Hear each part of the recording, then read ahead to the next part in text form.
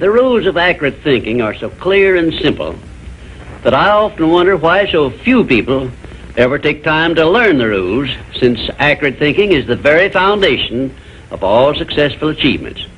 In this visit, I shall give you a working description of the rules of accurate thinking, which all successful people follow.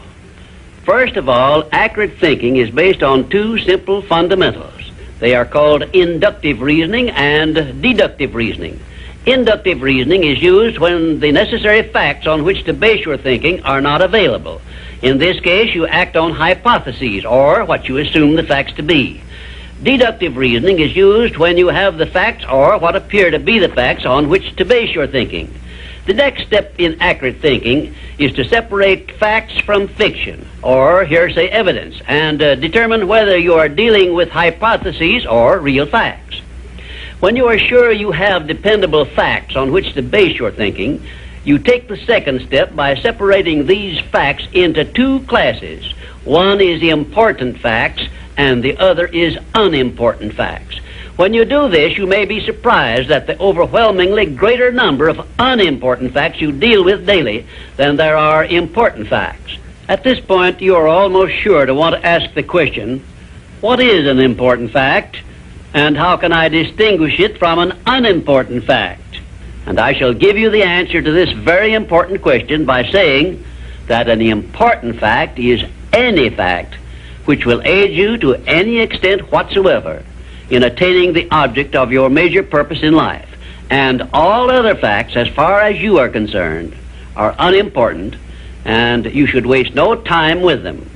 After this visit is over, you can employ the next hour to a great benefit to yourself if you will set down on paper a list of all the facts you dealt with yesterday, separating them into two classes, important and unimportant. As a matter of fact, you will make a profound discovery regarding accurate thinking if you follow the habit of daily taking inventory of all the facts that claimed your attention during the day, putting them down on paper in two separate columns, one labeled important facts and the other labeled unimportant facts. Now let us turn our attention to the subject of opinions and see to what extent loose, unsound opinions are mistaken for accurate thinking. To start with, let us recognize the truth that most opinions are without value because they are based on bias, prejudice, intolerance, guesswork, hearsay evidence, and out-and-out ignorance. These are harsh words I'm using, and they represent the source of most of the tragedies of life which people meet with unnecessarily. And I would say that of all the tragedies which cause misery and failure, none is more merciless or destructive than those which grow out of the indifference of people who make no attempt to learn how to think accurately. I shall never forget an experience I had with President Woodrow Wilson while I was working for him during World War I. I asked the President what effect he believed World War I would have on civilization, and his reply was brief, but it was a masterpiece which you should remember as long as you live. "I cannot answer your question," said the President, "because I have no facts on which to base an opinion." If you will remember Woodrow Wilson's 15-word speech every time you are about to express an opinion about anything, the chances are that you will soon get out of the habit of expressing or even having opinions not based on something more substantial than biases, prejudices, and emotional feelings which often serve as fathers to facts. You will learn, if you observe carefully, that the more successful a person is, the less he is inclined to express wild, unjustified opinions about anything. Also, you must have observed already that the drifters who are suffering with frustrations because they recognize they are failures usually have an assortment of opinions on about everything you can imagine. When I hear someone expressing a definite opinion about something of which I have definite reason to believe he knows little or nothing, I think of an experience I had when I stopped a Quaker on the streets of Philadelphia and asked him the time of day. He took out his watch, examined it carefully, and then in a slow, emphatic tone of voice he said, "Well, sir, according to this alleged timepiece, it appears to be approximately 1 minute and 10 seconds past 12 o'clock. I was particularly impressed by the care with which this Quaker identified the source of his information which he was passing on to me. and I often thought afterward how beneficial it would be if all people who express opinions or give out information would take the time to identify the source from which they were able to speak.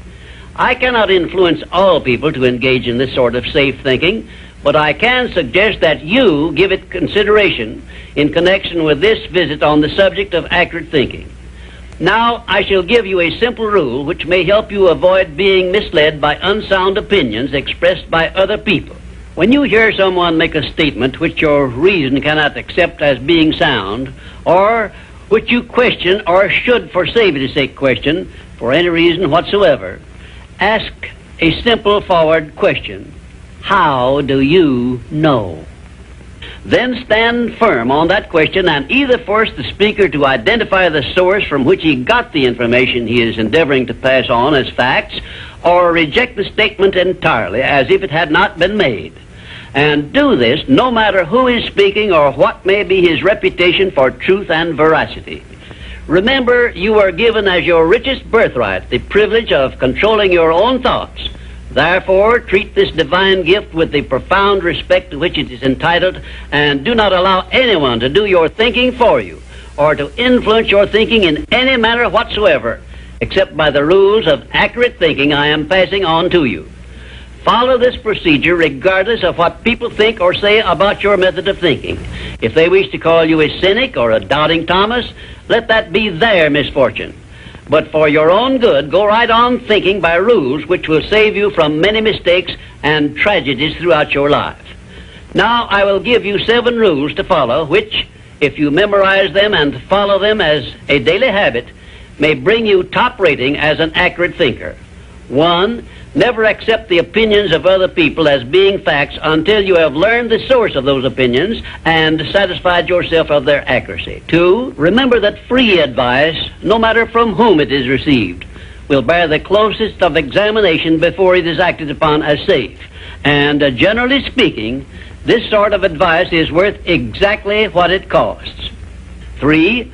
Alert yourself immediately when you hear anyone speaking of others in a discourteous or slanderous spirit, because this very fact should put you on notice that what you are hearing is biased, to say the very least about it, and it may be out-and-out misstatement.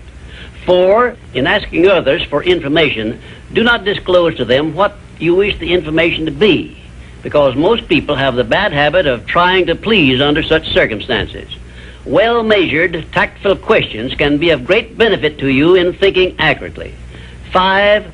Remember that anything which exists anywhere throughout the universe is capable of proof, and where no such proof is available, it is safer to assume nothing exists. 6. One of the great unexplainable miracles consists in the fact that both truth and falsehood, no matter by what means they may be expressed, carry with them a silent, invisible means of identifying themselves as such. Therefore, remember this truth and begin developing the necessary intuitive faculty to enable you to sense what is false and what is true. 7. Follow the habit of asking, how do you know, when anyone makes a statement you cannot identify as true. Follow this habit faithfully, and you will see many persons squirm and turn red in the face when you insist upon a direct reply. The most accurate thinkers are the scientists. They investigate with open minds and never allow their wishes to become the fathers of facts, but deal with each fact as it is, not as they would like it to be. Now, one final word of warning I feel I should leave with you. Study yourself carefully, and you may discover that your own emotions are your greatest handicap in the business of accurate thinking. It is easy for you to believe that which you wish to believe, and unfortunately that is precisely what most people do. This is a method by which many people condemn themselves to eternal failure and defeat, and it is a method which opens wide that sealed envelope which contains the list of penalties they must pay for neglecting to take possession of their minds and use them for constructive ends beneficial to themselves. And now, until our next visit, may I say goodbye.